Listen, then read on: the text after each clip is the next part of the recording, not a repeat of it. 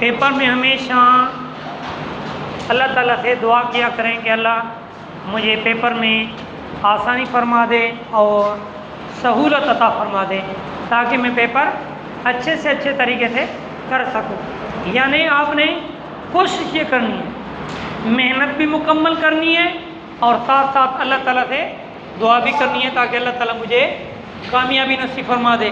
बाकी मेहनत ही ना करें, बाकी बोलें बस ऐसे पास, ऐसे नहीं होता। मेहनत आपका काम है, नतीजा किसके हाथ में है? अल्लाह के हाथ में। सीधो कर बेटा, ये देखो।